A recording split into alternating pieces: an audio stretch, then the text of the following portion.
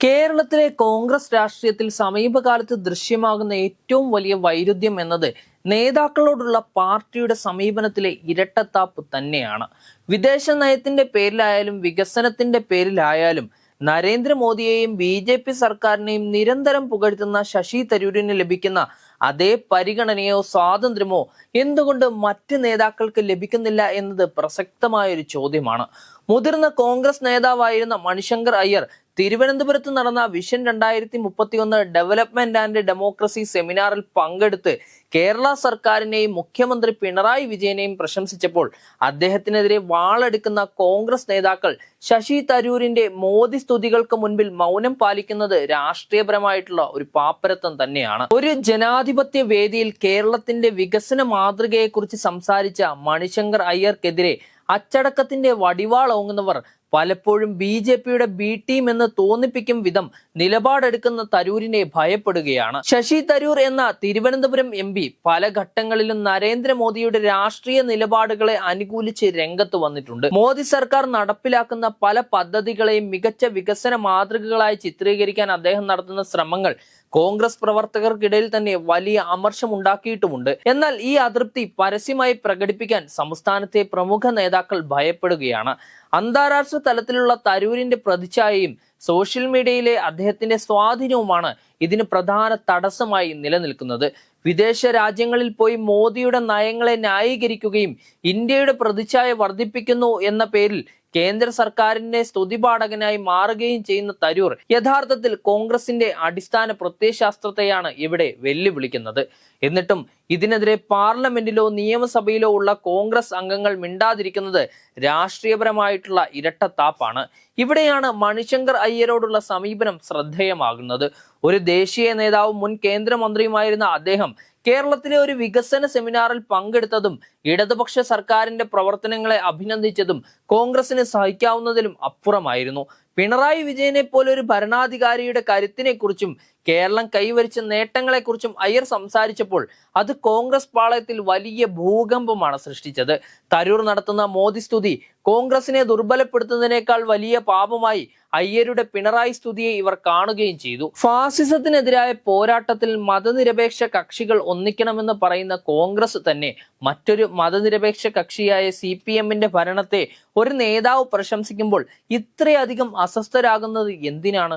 സ്വന്തം പാർട്ടിയിലെ MP BJPയെയും മോദിയെയും അനുകൂലിക്കുമ്പോൾ ഇല്ലാത്ത അച്ചടക്ക ബോധം മണിശങ്കർ അയ്യരുടെ കാര്യത്തിൽ മാത്രം എവിടെ നിന്ന് വരുന്നു? ശശി തരൂർ പലപ്പോഴും കോൺഗ്രസിനുള്ളിലെ ഒരു സ്വതന്ത്ര ദ്വീപ് പോലെയാണ് പ്രവർത്തിക്കുന്നത്. KPCC നിർദ്ദേശങ്ങൾ ലംഘിക്കുന്നതിലും തന്റെ വ്യക്തിപരമായിട്ടുള്ള താല്പര്യങ്ങൾ പാർട്ടിക്ക് മേൽ അടിച്ചേൽപ്പിക്കുന്നതിലും അദ്ദേഹം ഒരു കാലത്തും ഒരു മടിയും കാണിച്ചിട്ടില്ല.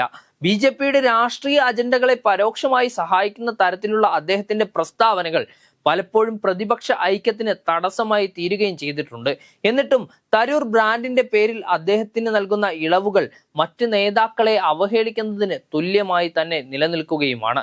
നരേന്ദ്രമോദിക്ക് മനുഷ്യത്വപരമായി മുഖം നൽകാൻ ശ്രമിക്കുന്ന തരൂരിന്റെ നിലപാടുകൾ കോൺഗ്രസിന്റെ കേന്ദ്ര നേതൃത്വത്തിന് പലപ്പോഴും തലവേദന സൃഷ്ടിച്ചിട്ടുമുണ്ട്. എന്നാൽ കേരളത്തിലെ നേതാക്കൾ തരൂരിനെതിരെ ഒരക്ഷരം പോലും മിണ്ടാൻ തയ്യാറാകാത്തത് അവരുടെ നട്ടല്ലില്ലായ്മ തന്നെയാണ് വെളിപ്പെടുത്തുന്നത്. മണിശങ്കർ അയ്യരെ കടന്നാക്രമിക്കുന്നതിലൂടെ കോൺഗ്രസ് നൽകുന്ന സന്ദേശം അത്യന്തം അപകടകരം തന്നെയാണ്. BJPയെ സ്തുതിക്കുന്നത് ക്ഷമിക്കാം, എന്നാൽ രാഷ്ട്രീയ ശത്രുവായിട്ടുള്ള ഇടതുപക്ഷത്തെ സ്തുതിക്കുന്നത് പൊറുക്കാനാവില്ല എന്ന നിലപാട് ജനാധിപത്യത്തിന് വിരുദ്ധമാണ്. വികസന കാര്യങ്ങളിൽ സർക്കാരിനെ പിന്തുണയ്ക്കുന്നതിനെ പോലും വഞ്ചനയായി കാണുന്ന കോൺഗ്രസ് BJP സർക്കാരിന്റെ പല തീരുമാനങ്ങളെയും തത്വത്തിൽ അംഗീകരിക്കുന്ന തരൂരിനെ തലയിൽ ചുമക്കുന്നത് അപഹാസ്യമാണ്. രാഷ്ട്രീയമായി ഒരേ ചേരിയിൽ നിൽക്കേണ്ടവർ തമ്മിലുള്ള ആരോഗ്യകരമായിട്ടുള്ള സംവാദങ്ങളെ പോലും ഭയക്കുന്ന ഒരു നേതൃത്വമായി കോൺഗ്രസ് മാറിക്കഴിഞ്ഞു. ശശി തരൂർ എന്ന നേതാവ് തന്റെ രാഷ്ട്രീയ വളർച്ചയ്ക്കായി മോദിയുമായും BJPയുമായി നടത്തുന്ന ഒത്തുതീർപ്പുകൾ തിരിച്ചറിയാൻ വൈകുന്നത് കോൺഗ്രസിന് വലിയ വില തന്നെ നൽകേണ്ടി വരികയും ചെയ്യും. അന്താരാഷ്ട്ര തലത്തിൽ തനിക്ക് ലഭിക്കുന്ന സ്വീകാര്യതയ്ക്ക് വേണ്ടി സ്വന്തം പാർട്ടിയുടെ നയങ്ങളെ പണയപ്പെടുത്തുന്ന തരൂരിന്റെ ശൈലി തികഞ്ഞ അവസരവാദം തന്നെയാണ്. യഥാർത്ഥത്തിൽ ശശി തരൂർ ഉയർത്തുന്ന ഭീഷണി കോൺഗ്രസിന്റെ രാഷ്ട്രീയ വ്യക്തിത്വത്തിനാണ്. BJPയോട് മൃദു സമീപനം പുലർത്തുന്ന നേതാക്കൾക്ക് പാർട്ടിയിൽ പ്രത്യേക പരിഗണന ലഭിക്കുന്നു എന്ന തോന്നൽ സാധാരണക്കാരായ പ്രവർത്തകർക്കിടയിൽ ഉണ്ടാക്കാൻ ഇത് കാരണമാവുകയും ചെയ്യും. മണിശങ്കർ അയ്യർ ഒരു സെമിനാറിൽ പങ്കെടുത്തത് കൊണ്ട് തകർന്നു പോകുന്ന ഒന്നല്ല കോൺഗ്രസിന്റെ അടിത്തറ. എന്നാൽ തരൂരിനെ പോലെയുള്ളവർ നിരന്തരം നടത്തുന്ന മോദി അനുകൂല പ്രസ്താവനകൾ പാർട്ടിയുടെ വിശ്വാസ്യതയാണ് തകർക്കുന്നത്. തിരുവനന്തപുരം MP എന്ന നിലയിൽ സ്വന്തം മണ്ഡലത്തിലെ വികസന കാര്യങ്ങളിൽ കേന്ദ്ര സർക്കാരുമായി സഹകരിക്കുന്നതിനപ്പുറം മോദിയുടെ വ്യക്തിത്വത്തെ പുകഴ്ത്തുന്ന തരൂരിലേക്ക് കോൺഗ്രസ് ഒരു വിചാരണ നടത്തേണ്ട സമയം അതിക്രമിച്ചിരിക്കുകയാണ്. മണിശങ്കർ അയ്യർക്കെതിരെ ഉയർന്ന അതേ അമർഷവും പ്രതിഷേധവും ശശി തരൂർ മോദിയെ പുകഴ്ത്തുമ്പോഴും ഉണ്ടാകേണ്ടതുണ്ട്. അല്ലാത്ത പക്ഷം കോൺഗ്രസ് എന്ന പ്രസ്ഥാനം വെറും അവസരവാദികളുടെ കൂട്ടമായി മാറുകയും ജനങ്ങൾ അവരെ അവജ്ഞയോടെ തള്ളിക്കളയുകയും ചെയ്യും. ഈ ഇരട്ടത്താപ്പ് അവസാനിപ്പിച്ച് ആരാണ് യഥാർത്ഥത്തിൽ പാർട്ടിയെ വഞ്ചിക്കുന്നത് എന്ന് തിരിച്ചറിയാൻ കോൺഗ്രസ് നേതൃത്വം തയ്യാറാകണം. തരൂരിന്റെ മോദി ഭക്തിയേക്കാൾ അപകടകരമല്ല മണിശങ്കർ അയ്യരുടെ വികസന പ്രസംഗം എന്ന് മനസ്സിലാക്കാനുള്ള വിവേകം ഇവർക്ക് ഉണ്ടാകേണ്ടതുണ്ട്.